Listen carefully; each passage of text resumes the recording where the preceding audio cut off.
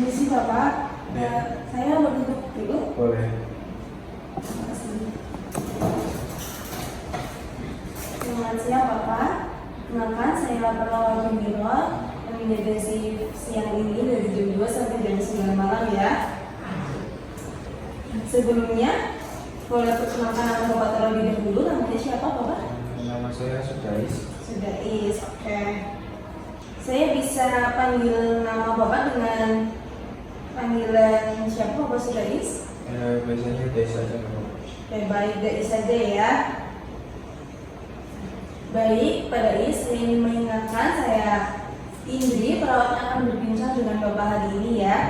Tujuan saya bertemu Bapak adalah untuk mengetahui kondisi perasaan dan keluhan yang Bapak rasakan supaya kami bisa membantu dengan lebih tepat.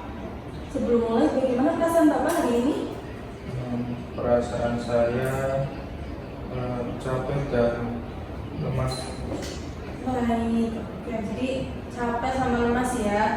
Nah, perasaan yang dirasakan mulai kapan Pak? Baru beberapa minggu ini. Beberapa minggu. Oke. Untuk pembicaraan ini kita akan berbincang sekitar 15 menit ya Bapak di ruangan ini dengan topiknya tentang keluhan fisik dan perasaan Bapak.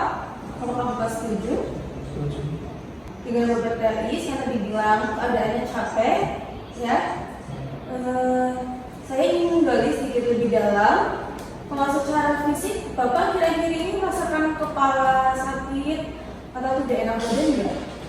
Untuk beberapa minggu ini ya, saya sering merasa pusing dan kurang enak badan. Tadi siang udah makan Bapak? Belum, terus saya akhir-akhir ini jarang makan. Jarang makan, berarti nafsu makannya menurun ya? Iya. Oke, baik. Tidur semalam gimana Bapak? Enak apa enggak? Saya biasanya tidur jam 9 tapi baru tidur jam 11 hari ini. Berarti Bapak tidurnya susah ya? Itu tidurnya susah, kenapa? Apa? Cemas? Gelisah tuh gimana Bapak? Karena saya sering pusing, terus saya juga memikirkan masalah saya rasa cemas tentang masalah saya. Nah, cemasnya bisa didefinisikan Bapak cemasnya sampai gimana? Sampai beberapa kali tangan saya gemetar dan bagian perut saya itu sakit. Oke, terus sering nggak enak ya. Nah, dengan kondisi Bapak yang seperti ini, apakah Bapak sulit berpikir jernih juga untuk mengambil keputusan atau berkonsentrasi? Beberapa kali momen iya, karena biasanya saya memilih tergantung mood dan rasa saya. Bapak setiap hari aktivitasnya apa kalau pagi? Nggak tahu.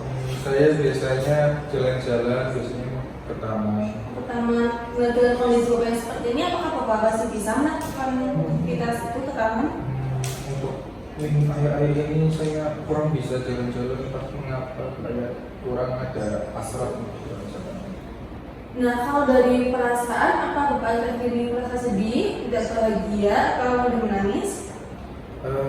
Kalau di bagian tentang menangis tidak, karena saya orang yang kuat, tapi beberapa kali yang tadi Mbak bilang iya. Bapak berarti sudah tidak bisa merasakan kenyamanan atau kesenangan di taman ya Pak ya? Iya. Oke. Nah, dengan semua yang Bapak rasakan, pernah tidak muncul pikiran seperti merasa sudah berharga atau bahkan terlintas ingat untuk mengakhiri hidup nggak ya Pak? Saya sempat berpikir begitu, tetapi saya belum mau sampai ke tahap itu. Tidak sampai. Terima kasih jujur ya Pak. Nah, dari cerita Bapak, saya menangkap bahwa Bapak merasa lelah hampir sepanjang waktu, kehilangan minat dan beban pikiran terasa berat. Saya apresiasi keberanian Bapak untuk terbuka. Dengan Bapak mau bercerita itu sudah menjadi langkah awal yang sangat baik. Berdasarkan pembicaraan ini, saya akan melanjutkan dengan pemeriksaan lanjutan dengan pendampingan agar Bapak mendapat bantuan yang tepat ya. Nanti Bapak akan saya arahkan untuk konsultasi lanjutan dan saya juga akan membantu Bapak mempelajari cara mengelola perasaan cemas Bapak. Kita akan bertemu kembali besok jam 9, Bapak bisa? Bisa. Di ruangan sini atau di kamar aja Bapak? Di ruangan sini susah. Ada yang mau ditanyakan Bapak? Tidak ada. Baik, kalau tidak ada saya izin pamit ya Bapak. Terima kasih atas waktunya Bapak. Sama-sama.